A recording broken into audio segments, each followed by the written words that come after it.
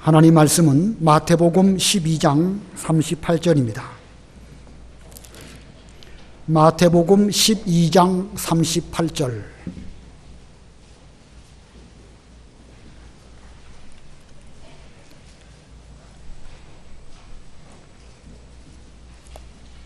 (12장 38절) 봉독하겠습니다. 그때에 서기관과 바리새인 중 몇 사람이 말하되 선생님이여 우리에게 표적 보여주시기를 원하나이다. 예수께서 대답하여 이르시되 악하고 음란한 세대가 표적을 구하나 선지자 요나의 표적밖에는 보일 표적이 없느니라. 요나가 밤낮 사흘 동안 큰 물고기 뱃속에 있었던 것 같이 인자도 밤낮 사흘 동안 땅 속에 있으리라. 심판 때에 니느웨 사람들이 일어나 이 세대 사람을 정죄하리니 이는 그들이 요나의 전도를 듣고 회개하였음이거니와 요나보다 더 큰 이가 여기 있으며 심판 때에 남방 여왕이 일어나 이 세대 사람을 정죄하리니 이는 그가 솔로몬의 지혜로운 말을 들으려고 땅 끝에서 왔음이거니와 솔로몬보다 더 큰 이가 여기 있느니라. 더러운 귀신이 사람에게서 나갔을 때 물 없는 곳으로 다니며 쉬기를 구하되 쉴 곳을 얻지 못하고 이에 이르되 내가 나온 내 집으로 돌아가리라 하고 와 보니 그 집이 비고 청소되고 수리되었거늘 이에 가서 저보다 더 악한 귀신 7을 데리고 들어가서 거하니 그 사람의 나중 형편이 전보다 더욱 심하게 되느니라. 이 악한 세대가 또한 이렇게 되리라. 거기까지 몽독합니다. 여기 39절에 보면 예수님 당시에 그 시대의 사람들에게 악하고 음란한 세대라고 말씀하셨고 41절과 42절에는 이 세대 사람들을 정죄하리니 이 세대라는 말씀을 사용하셨고 그리고 또 45절 끝에도 이 악한 세대가 또한 이렇게 되리라 이렇게 말씀하셨습니다. 예수님 당시에 그 세대를 두시고 주께서는 악하고 음란한 이 세대라 이렇게 말씀하셨습니다. 그래서 오늘 말씀의 제목은 악하고 음란한 세대, 악하고 음란한 세대라는 제목입니다. 세대라는 말은 그 시대의 사람들, 영어로는 제너레이션이라는 뜻이지만 특별히 그 시대에 많은 무리들의 신앙적 형편을 두시고 세대라는 표현을 쓰셨습니다. 우리 예수님께서 표적을 통하여 예수님이 그리스도이심을 나타내실 때에 서기관 바리새인 중 몇 사람이 예수님에게 요청합니다. 선생님이여 우리에게 표적 보여주시기를 원합니다. 이미 예수님은 마태복음 기준으로 8장, 9장, 10장, 11장 그리고 바로 앞부분 12장 전반부에서도 여러 표적들을 많이 보여주셨습니다. 그럼에도 불구하고 그들은 또 새로운 표적을 보여달라고 주님께 청하면서 선생님이라는 표현을 썼습니다. 예수님은 그 사람들을 향하여서 악하고 음란한 세대가 표적을 구한다 이렇게 말씀하십니다. 38절 39절 읽어보세요. 38절 그때 서기관과 바리새인 중 몇 사람이 말하되 선생님이여 우리에게 표적 보여주시기를 원하나이다. 예수께서 대답하여 이르시되 악하고 음란한 세대가 표적을 구하나 선지자 요나의 표적 밖에는 보일 표적이 없느니라. 우리 예수님께서 그 당시에 어떤 면을 보시고 악하고 음란한 세대라고 말씀하신 것일까? 당시의 유대인들, 특별히 서기관 바리새인들은 성경에 능통한 사람들입니다. 그들은 자기들 스스로 잘 믿는다고 생각을 했고 실제로 또 그들은 외부적으로 잘 믿는 모습이 있었습니다. 그들이 잘 알고 있는 성경 지식으로 말도 잘했고요. 또 기도도 하면 청산유수로 잘했고 교리적으로도 능한 사람들입니다. 하지만 그들의 신앙은 형식주의에 빠져 있었습니다. 본인들이 잘 알고 있는 지식, 그 지식이 참 훌륭하긴 훌륭한데 거기에 그들은 만족하지 못했습니다. 성경 지식으로 만족을 못 누리니까 그들은 시간을 정해놓고 일주일에 몇 번씩 금식 기도했습니다. 힘써 금식 기도하면 그들의 심령이 정말로 시원하게 되어야 정상인데 오히려 그렇게 해도 공허할 따름이 없고 감동이 없었습니다. 이것이 형식주의의 현상입니다. 지식이 있기는 있는데 성경 말씀은 없고 진리는 없습니다. 그것이 곧 지식 중심입니다. 인간의 감정은 있습니다. 감정이 있기는 있는데 성령의 역사, 성령의 감동, 그것은 없는 것. 그것이 지식, 감정 중심입니다. 그러다 보니까 지식도 있고 여러 가지 그런 것도 있는데 아무리 뭘 해도 그들의 공허한 심령을 채울 수 없다 보니까 그들은 뭔가 쇼킹한 자신들의 답답한 심령을 뻥 뚫어줄 수 있는 톡 쏘게 하는 사이다 같은 그런 표적을 구했던 것입니다. 그래서 예수님께서는 그들을 두고 악하고 음란한 세대라 이렇게 말씀하셨습니다. 그들의 형식적 껍데기는 잘 믿는다고 하는 유대인이고 서기관이고 바리새인이지만 그 본질적인 면에 있어서는 하나님을 떠났기 때문에 떠난 그 자체가 악입니다. 그래서 악하고 이렇게 말씀하신 것이고 하나님을 떠났음에도 불구하고 그들 스스로는 하나님을 떠난 것을 알지도 못하면서 하나님 아닌 다른 것으로 공허한 마음을 채우려고 했기 때문에 하나님 아닌 다른 것을 사랑하는 것, 하나님 아닌 다른 것에서 만족을 누리려고 하는 것, 그게 음행입니다. 하나님만 사랑하고 하나님으로 만족을 누려야 되는데 하나님 아닌 것을 따라가면서 그거 사랑하면서 거기에서 뭔가 욕구 충족을 하려고 하는 마음가짐, 그게 신앙적으로 볼 때는 그게 음행입니다. 자, 그래서 예수님은 악하고 음란한 세대라 이렇게 말씀하셨습니다. 오늘날 살아가고 있는 우리들의 세대는 어떤 세대일까? 어느 시대든지 성경에 비춰볼 때는 다 악하고 음란한 세대이겠지요. 특별히 지금 이 시대는 어떨까? 우리가 20, 30년 전에는 하나님 말씀을 잘 듣고 은혜를 많이 받았는데 요즘은 여러 가지 면에서는 많이 좋아졌습니다. 유명한 사람들의 설교를 얼마든지 들을 수 있습니다. TV에도 기독교 방송 틀기만 하면 유명한 교회의 유명한 분들 설교, 정말로 훌륭하신 분들 설교 들을 수 있고 또 인터넷이나 스마트폰으로 언제든지 어디에서든지 좋은 설교 잘 들을 수 있습니다. 책방에 가면 또 얼마나 좋은 설교집 책들이 넘쳐나는지 모릅니다. 자, 이러한 설교를 많이 듣든지 그분들의 설교집을 잘 보았다고 하면 그 결과 옛날보다 우리가 더 은혜와 진리가 충만해야 됩니다. 더 좋은 설교를 많이 들었다고 하면 더 좋은 성도가 되었어야 정상입니다. 여러분도 그런 설교 들으시지 않습니까? 저도 종종 듣습니다. 그러면 과연 우리가 그런 설교, 훌륭한 분들의 설교를 잘 들었다고 하면 실제로 우리가 제대로 된 신앙생활을 하고 있을까? 어떤 성도가 자기 담임 목사에게 말하기를 인터넷 어디 들어가면 유명한 목사님 설교가 있는데 목사님도 한번 들어보세요. 이렇게 말을 했습니다. 무슨 의미로 그런 말을 했을까요? 무슨 의미로? 다양한 의미가 그 말 속에는 담겨 있겠지요. 담임 목사님의 설교가 싫다는 뜻도 담겨져 있을 것이고요. 지금 그 성도는 배가 부릅니다. 배가 부르니까 담임 목사의 설교에는 만족하지 못하고 유명한 교회에, 큰 교회에 아주 훌륭한 분들의 설교를 듣고 우리 목사님도 그렇게 하면 좋겠다라는 뜻으로 아마 그런 말을 하였을 것입니다. 혹은 그분은 설교를 들을 때에 저 목사님이 설교를 잘하나 못하나, 우리 목사님이 기도를 많이 하고 와서 설교를 하시나 아닌가, 분명 그는 판단하는 위치에서 그 설교 말씀을 듣지 않았을까. 아무튼 다양한 의미가 그 속에 담겨져 있습니다. 그런 면으로 볼 때에 이 시대의 우리들이 20, 30년 전에 우리가 은혜 받았던 때에 비교해 보면 훨씬 더 악하고 음란한 시대로 우리도 나아가 현재에 이르렀습니다. 이 같은 현실, 이 시대의 일반적인 현상이 아닐까. 지식은 많고 감정은 다 많습니다. 그런데 성경 진리는 없고 성령의 감동도 없는 이런 시대에 살고 있습니다.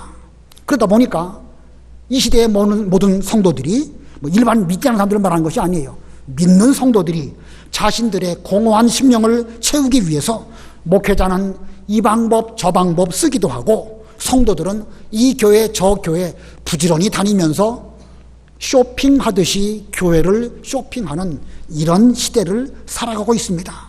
그러므로 지금도 분명 악하고 음란한 세대입니다. 자, 그러니까 오늘 본문의 말씀, 예수님께서 그 시대에 유대인들, 서기관, 바리새인들에게 주신 말씀이지만 오늘날 저와 여러분에게 주신 말씀으로 생각을 하시고 이 말씀을 내게 적용하는 우리가 되어야겠습니다. 이 말씀 앞에 우리가 무엇을 회개하고 어떻게 될 것인가 생각하는 마음으로 이 말씀을 받으시기를 바랍니다. 자, 오늘 두 가지로 말씀을 전하려고 하는데, 먼저 악하고 음란한 세대에게 필요한 표적이 무엇일까?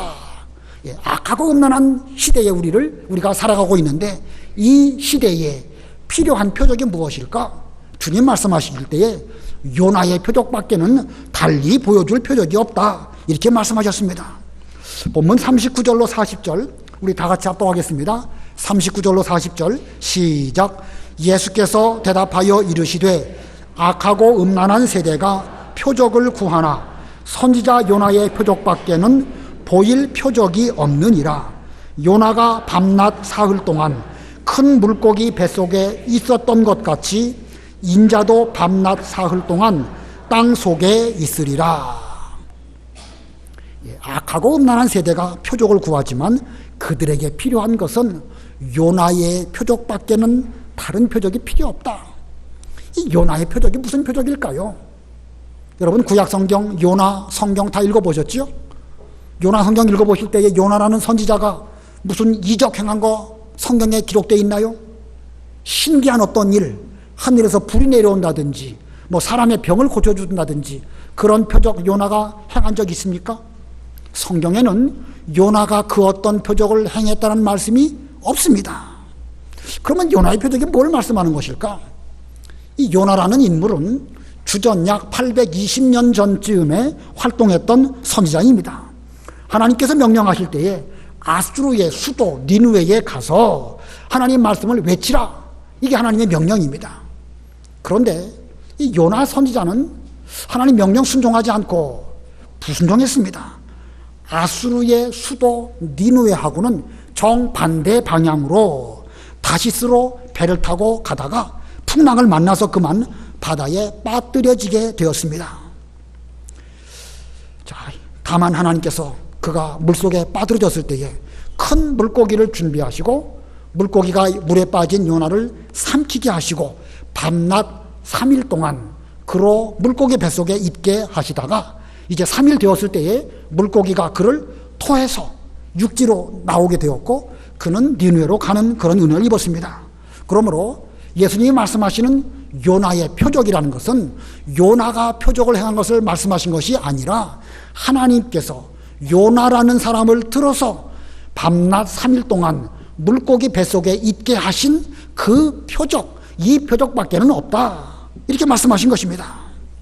지금 예수님께서는 이 세대에 필요한 표적도 인자, 곧 예수님께서 밤낮 3일 동안 땅속에 계시다가 그리고 다시 부활하실 것을 말씀한 것입니다.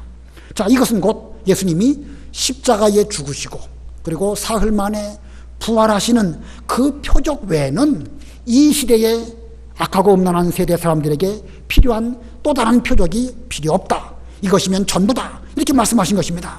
그러므로 예수님이 말씀하신 요나의 표적, 이것은 곧 예수님의 십자가와 부활을 의미합니다. 그 세대, 악하고 음란한 세대에 필요한 것은 십자가와 부활뿐이다. 우리는 십자가와 부활을 한 단어로 뭐라고 말하죠? 십자가와 부활을 한 단어로 뭐라고 말합니까?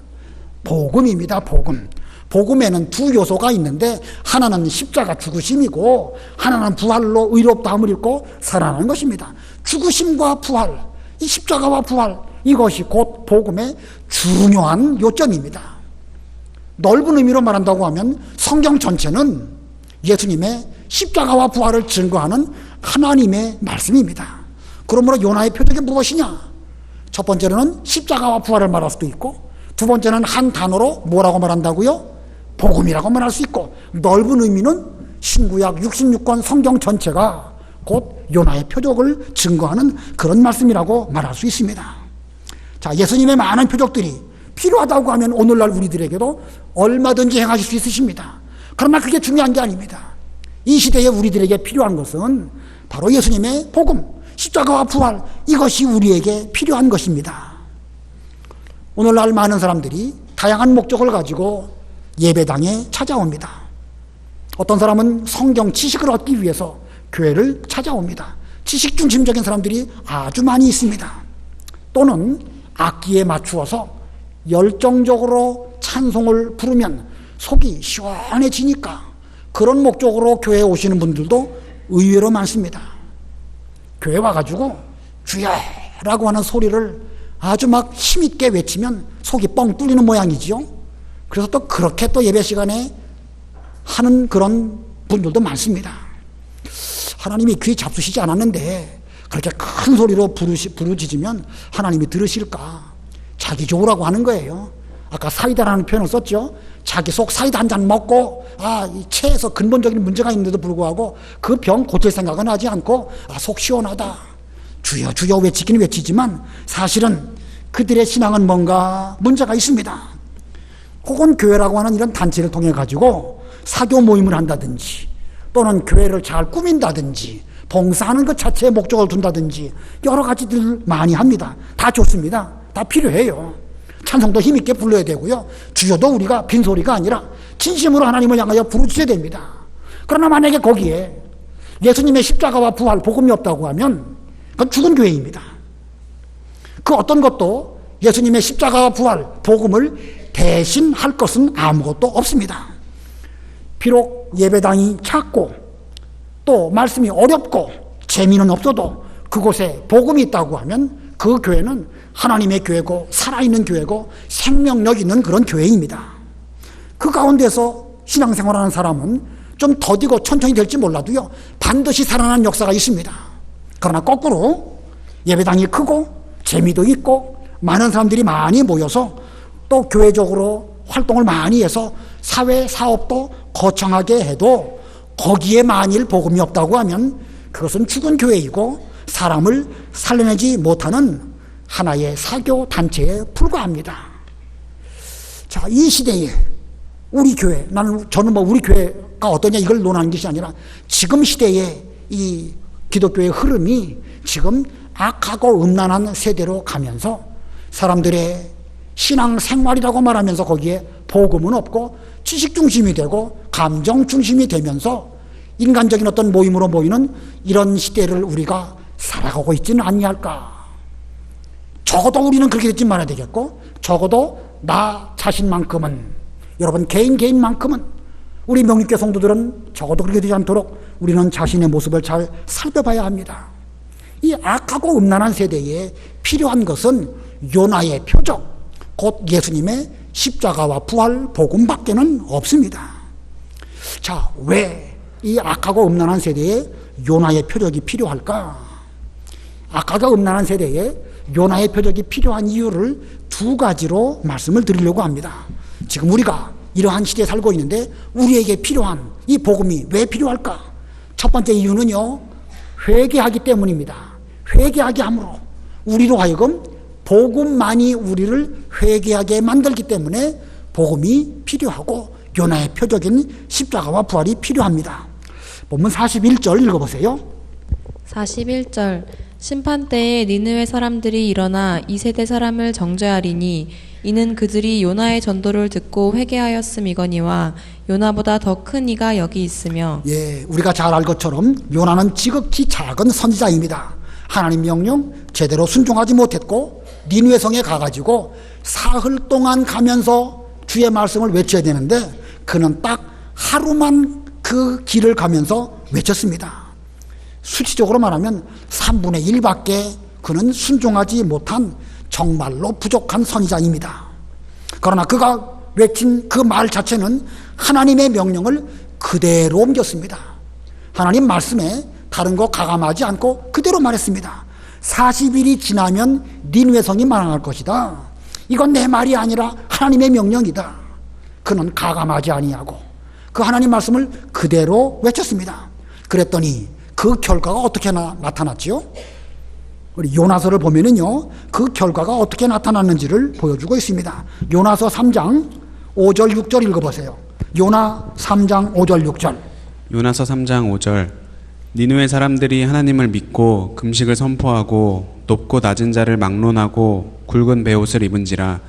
그 일이 니느웨 왕에게 들림에 왕이 보좌에서 일어나 왕복을 벗고 굵은 베옷을 입고 제 위에 앉으니라. 예, 부족한 요나가 부족한 순종을 했지만 그가 하나님 말씀을 가감하지 아니하고 그대로 전했더니 사람들의 높고 낮음을 떠나서 다 제 위에 앉아서 회개했고 심지어 니느웨 성 왕도 회개했습니다.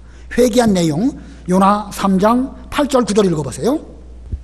8절 사람이든지 짐승이든지 다 굵은 베옷을 입을 것이요 힘써 하나님께 부르짖을 것이며 각기 악한 길과 손으로 행한 강포에서 떠날 것이라. 하나님이 뜻을 돌이키시고 그 진노를 그치사 우리가 멸망하지 않게 하시리라. 그렇지 않을 줄을 누가 알겠느냐 한지라. 예, 이 니느웨 성 사람들이 하나님을 제대로 알지 못했습니다. 요나가 가서 그들에게 너희들 이렇게 회개하면 하나님의 진노가 임하지 않을 것이다, 아마 그런 말도 해주지 않았을 것입니다. 그런데 그들은 그 복음을 들었을 때에 하나님 앞에 우리가 높은 왕부터 짐승까지 회개한다고 하면 하나님께서 우리에게 이루고자 하시는 그 뜻을 돌이키시고 우리를 건져주시지 않겠느냐, 누가 알겠느냐. 그러면서 그 왕부터 심지어 짐승에까지 악한 길에서 돌이키고 회개했습니다. 그래서 10절 요나 3장 10절 읽어보세요.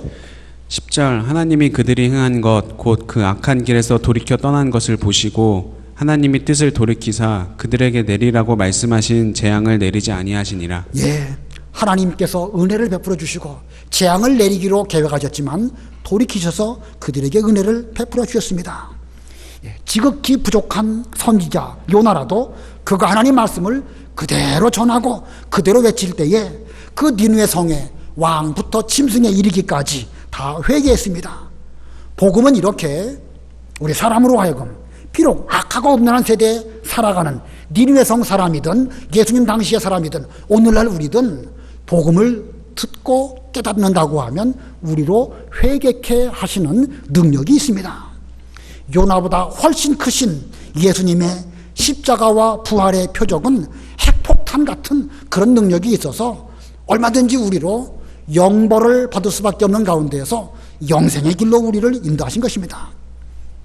한번 그 말씀이 우리 심령에 심겨지게 되면 그 말씀이 없어지지 아니하고 내내 속에 있다가 필요 적절할 때 그 말씀이 우리로 올바른 길로 걸어가게 하시는 이런 말씀, 이것이 곧 요나의 표적, 예수님의 십자가와 부활입니다. 오래전에 우리 교회에 아주 점잖은 할머니 한 분이 계셨습니다.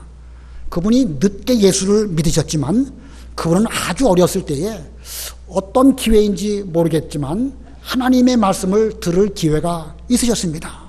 무슨 말씀을 들었냐면 포도원 주인이 품꾼을 구하는데 아침 일찍 가가지고 장터에서 품꾼을 구했고 한낮에도 가셨고 저녁 늦은 시간에도 가서 포도원 그 품꾼을 부르셨는데 나중에 품삯을 줄 때에 늦게 들어온 사람으로부터 제일 먼저 온 사람까지 이렇게 품삯을 주었다.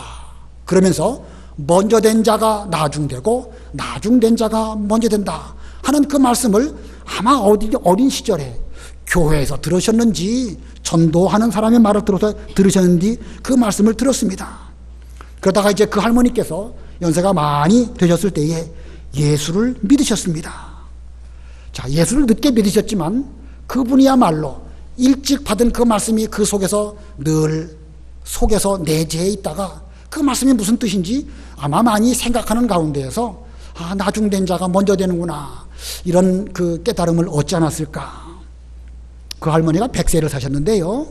근데 그 할머니가 그 노년에 약간의 치매가 있었습니다. 근데 항상 다른 것은 좀 부족하도요, 하나님 아버지, 하나님의 아들 예수님, 예수 믿으면 천당 간다는 사실 조금 더 흐트러지지 않았습니다. 그래서 오히려 신방을 가면 하나님께 신방하는 사람이 오히려 은혜를 받았던 기억을 가지고 있습니다. 비록 악하고 음란한 세대를 사셨지만 복음으로 그 세대를 이기고 승리의 길을 걸어가신 그런 것입니다. 나중된 자가 먼저 되는 그런 복음의 능력이 그 할머니에게 나타난 것입니다. 자, 우리도 지금 이 복음을 들을 때에 이 말씀이 우리로 하여금 회개하고 돌이키게 하고 이런 복음으로 역사해야 됩니다. 그러기 위해서는 이 말씀을 우리는 지식 중심으로 들어도 안 되고 감성 중심으로 들어도 안 됩니다. 하나님의 말씀을 진리의 말씀으로 받고 성령의 감동으로 받아가지고 그 말씀을 자신에게 적용하고 그리고 그 말씀이 나로 인도하실 때에 그 올바른 길로 걸어가면서 참고 인내한다고 하면 오늘날 우리들도 얼마든지 복음으로 말미암아 회개하게 되고 올바른 길 갈 수 있습니다. 그러나 만일 우리가 하나님의 말씀을 무수히 많이 들음에도 불구하고 회개하지 않는다고 하면 앞으로 심판 때에 니느웨 성 사람들이 일어나서 우리를 정죄할 것이라고 본문에 주께서 말씀하셨습니다. 그들이 뭐라고 우리를 정죄할까요? 니느웨 성 사람들이 우리를 뭐라고 정죄하겠습니까? 우리는 요나 같은 사람의 말을 듣고도 회개했는데 너희들은 예수님의 말씀 복음을 듣고도 회개하지 않는다니 참으로 너희들이야말로 어리석은 사람들이다. 당신들이야말로 우리를 가리키면서 죄인이요. 아마 그렇게 말할지도 모르겠습니다. 자, 악하고 음란한 이 세대에 지금 우리가 꼭 해야 할 일은 요나의 표적, 곧 복음, 하나님 말씀 잘 듣고 회개하는 것입니다. 이 시대에 이 말씀이 내게 주신 말씀으로 받고 그 말씀 앞에 우리가 스스로 회개하지 않는다고 하면 복음과 나는 상관이 없는 것이고 우리는 듣고도 깨닫지 못한 이 악하고 음란한 세대의 사람에 불과하게 될 것입니다.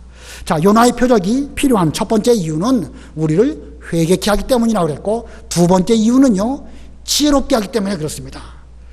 요나의 표적 곧 복음은 우리로 지혜롭게 합니다. 42절 읽어보세요. 42절 심판 때에 남방 여왕이 일어나 이 세대 사람을 정죄하리니 이는 그가 솔로몬의 지혜로운 말을 들으려고 땅끝에서 왔음이거니와 솔로몬보다 더 큰 이가 여기 있느니라. 예, 솔로몬 왕 때에 남방에 있는 여왕이 많은 예물을 가지고 솔로몬에게 찾아왔습니다. 왜냐하면 그 여왕이 소문으로 듣기에 이스라엘의 왕 솔로몬이 아주 지혜롭다 이런 소문을 듣고 그는 직접 그 왕을 만나보기 위해서 많은 예물을 가지고 멀리서부터 찾아왔습니다. 그리고 그 여왕은 솔로몬을 만나기도 하였고 솔로몬이 지은 성전이나 왕궁이나 왕궁의 여러 제도나 질서나 재판하는 것이라든지 이 나라의 여러 제도를 보며 솔로몬과 대화하는 가운데 그는 말했습니다. 내가 솔로몬 왕의 지혜를 멀리서 소문으로 들었는데 직접 와서 보고 들으니까 내가 들었던 소문은 절반에도 미치지 못합니다. 당신이야말로 하나님께 여호와 하나님께 복받은 사람입니다 라고 말하면서 그 여왕이 여호와 하나님을 송축하는 이런 찬송을 했습니다. 역대하 9장 5절로 8절 읽어보세요. 역대하 9장 5절로 8절. 역대하 9장 5절. 왕께 말하되 내가 내 나라에서 당신의 행위와 당신의 지혜에 대하여 들은 소문이 진실하도다. 내가 그 말들을 믿지 아니하였더니 이제 와서 본즉 당신의 지혜가 크다한 말이 그 절반도 못되니 당신은 내가 들은 소문보다 더하도다. 복되도다 당신의 사람들이여 복되도다 당신의 신하들이여 항상 당신 앞에 서서 당신의 지혜를 들음이로다. 당신의 하나님 여호와를 송축할지로다. 하나님이 당신을 기뻐하시고 그 자리에 올리사 당신의 하나님 여호와를 위하여 왕이 되게 하셨도다.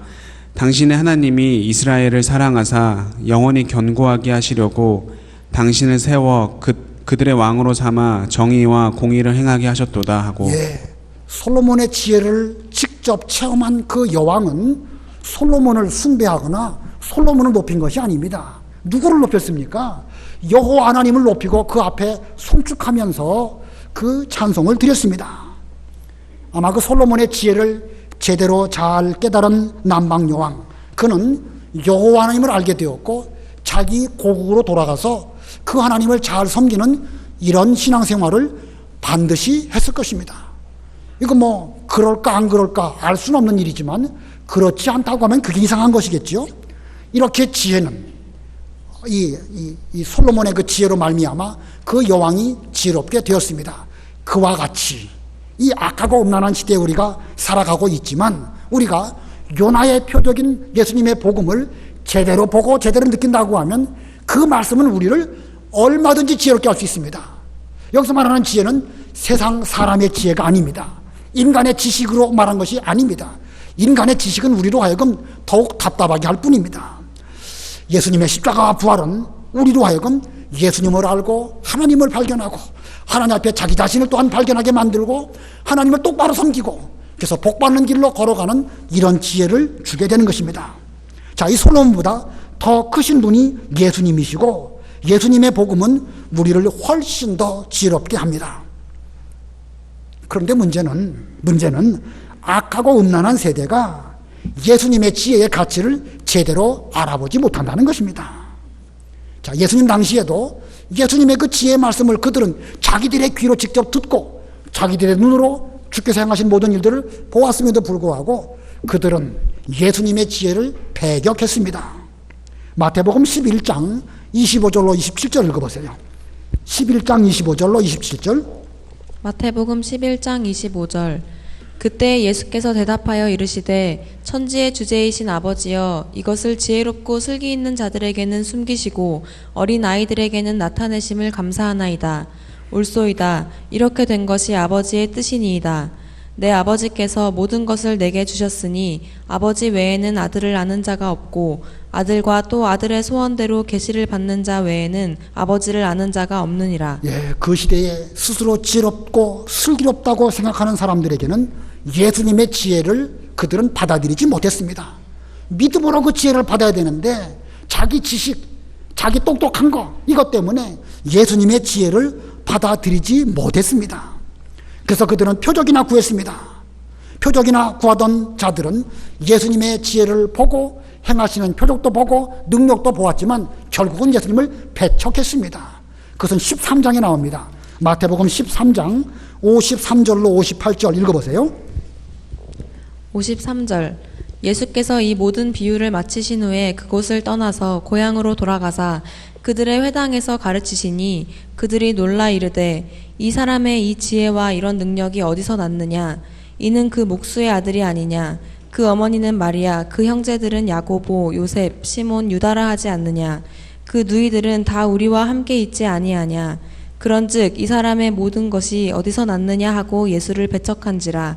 예수께서 그들에게 말씀하시되 선지자가 자기 고향과 자기 집 외에서는 존경을 받지 않음이 없느니라 하시고 그들이 믿지 않음으로 말미암아 거기서 많은 능력을 행하지 아니하시니라. 예, 예수님이 고향에 가셔서 많은 지혜의 말씀으로 능력을 행하셨는데 그들은 예수님의 이 지혜와 그 능력에 깜짝 놀랐습니다. 이 사람의 이 지혜와 이런 능력이 어디서 났느냐? 54절 끝에 그렇게 말하고 있죠. 어디서 났느냐 이 지혜가. 그러면서 가만히 생각해 보니까 그 어머니는 마리아고 그 동생들은 다 우리와 함께 있는데 어디서 났느냐 하면서 육신적인 그 예수님의 면을 보고 그들은 예수님을 배척했습니다. 그랬더니 예수님께서 57절에 선지자가 자기 고향과 자기 집 외에서는 존경받지 않음이 없다라고 말씀하시고 그들이 믿지 않음으로 말미암아 거기서 많은 능력을 행하지 아니하시니라. 믿지 않은 그들에게는 어느 정도, 표현이 좀 죄송하지만 맛배기로는 보여주실지 몰라도 믿지 않고 받아들이지 않으니까 더 이상 그들에게는 말해봐야 의미가 없어서 주님께서도 그 고향에서는 더 이상 능력을 행하지 아니하셨다. 성경은 그렇게 말씀하고 있습니다. 사람이 지혜를 만나면, 귀중한 보배를 만나면 자기 모든 소유를 다 팔아서 그것을 사야 진짜로 지혜로운 사람입니다. 그러나 악하고 음란한 세대는 자기들의 생각 때문에 예수님을 배척했고 지혜를 얻지 못하고 가장 어리석은 길을 걸어가고 말았습니다. 그래서 그들은 악했기 때문에 결과적으로는 마지막에 예수님을 배척할 뿐만 아니라 십자가에 못 박아 죽이는 그런 죄를 저지르고 말았습니다. 그래서 두 번째 대지로, 시간이 없지만 두 번째 대지로 악하고 음란한 세대의 결과입니다. 악하고 음란한 세대의 결과가 어떻게 될 것이냐? 본문의 말씀에 더욱 악하게 된다고 말씀하고 있습니다. 자, 본문 12장 43절로 45절 읽어보세요. 43절. 더러운 귀신이 사람에게서 나갔을 때에 물 없는 곳으로 다니며 쉬기를 구하되 쉴 곳을 얻지 못하고 이에 이르되 내가 나온 내 집으로 돌아가리라 하고 와 보니 그 집이 비고 청소되고 수리되었거늘 이에 가서 저보다 더 악한 귀신 7을 데리고 들어가서 거하니 그 사람의 나중 형편이 전보다 더욱 심하게 되느니라. 이 악한 세대가 또한 이렇게 되리라. 예, 이 악하고 음란한 세대가 주님 말씀을 듣지 않은 것을 예수님께서 비유로 그들에게 말씀하여 주셨습니다. 어떤 더러운 귀신이 한 사람 속에 들어가서 살고 있었습니다. 그 더러운 귀신에게는 그 들어가 살고 있는 그 사람이 마치 집과 같습니다. 자, 그 더러운 귀신이 그 사람 집으로 여기고 살고 있다가 무슨 이유 때문인지 그 집을 떠나서 다른 곳으로 이제 갔는데 그 더러운 귀신이 두루 다니면서 그 자기 거할 곳을 찾았겠죠. 물 없는 곳을 찾았다, 이렇게 말씀하고 있습니다. 여기 물 없는 곳을 찾았다는 말씀은 여러 해석이 있을 수 있는데 하나님의 은혜가 없는 몸이 건조한 광야 같은 그런 곳을 두루 다니면서 이 귀신이 살려고 그랬다. 하나님의 은혜를 받으면 그 귀신 입장에서는요 거할 수가 없습니다. 그래서 물 없는 곳이 어디일까? 하나님의 은혜를 느끼지 못한 그런 사람 속에 들어가서 좀 더 잘 살아보려고 두루 다녀보았지만 자기 거할 것을 찾지 못하였습니다. 그래서 전에 거하던 그 사람, 그 집으로 다시 돌아가 보았습니다. 그랬더니 어떻다고 그랬죠? 여기 44절 보니까요, 이에 이르되 내가 나온 내 집으로 돌아가리라 하고 와 보니 그 집이 비고 청소되고 수리되었거늘. 집 청소하고 수리하면 살기 좋습니까? 나쁩니까? 좋겠죠? 자기가 집 비워놓은 사이에 그 집 주인 그 사람이 깨끗하게 청소하고 수리를 잘 해놓았습니다. 얼마나 좋겠습니까? 근데 문제는 뭐냐면요, 그 사람 속에 비어있다는 게 문제입니다. 비어있다는 게. 귀신을 쫓아냈으면 그 뒤로부터는 하나님 중심으로 하나님 명령대로 잘 순종하고 자신의 주인이 하나님이 되어야 되는데 하나님 섬기지 않고 그냥 빈 상태로 있었습니다. 그러니 귀신 입장에서는 얼씨구나, 좋다, 청소 잘 됐고 깨끗하고 좋구나 하고 와갖고 혼자 있기가 너무 아까우니까 자기 악한 귀신들 7을 데리고 들어가서 거기에 합숙했기 때문에 그 사람의 상태가 처음보다 훨씬 더 악해졌다, 이렇게 비유로 말씀하셨습니다. 여기서 말하는 그 사람, 귀신이 머물던 그 사람, 누구를 두고 하신 말씀일까요? 이 세대의 악하고 음란한 사람들, 곧 유대인들을 두고 하신 말씀입니다. 그 유대인들, 유다라는 이름 얼마나 좋습니까? 12지파 가운데 장자의 복을 받은 유다 지파가 바로 유대인들입니다. 하나님은 그들을 사랑하셔서 그들에게 여러 가지 은혜를 시시때때로 보여주시고 율법을 주시고 말씀을 주시고 선지자를 보내주시고 잘해 주셨습니다. 그래서 그들은 더 이상 귀신의 영향 받지 아니하고 집이 깨끗하게 수리되고 청소되고 좋은 그런 상태가 되었습니다. 그러면 이제부터 예수님의 말씀을 잘 순종하고 하나님을 잘 섬기는 그런 사람이 되어야 마땅한데 그들은 정작 주의 말씀을 받지 않았습니다. 요나의 표적으로 보여주신 십자가와 부활을 믿지 않았습니다.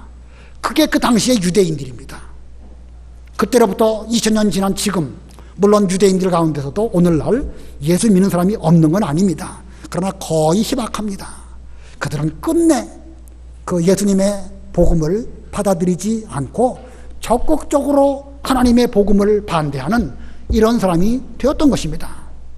이것이 지금 유대인을 두고 하신 말씀일까요? 아니면 오늘날 우리를 두고 하시는 말씀일까요? 유대인이야 뭐 제3자니까 오늘날 육신적 유대인이야 우리와 아무 상관이 없지요.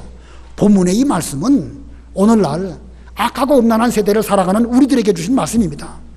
오늘날 우리가 얼마나 많은 은혜를 받고 하나님께서 우리를 붙들어 주셔가지고 여기까지 왔습니까?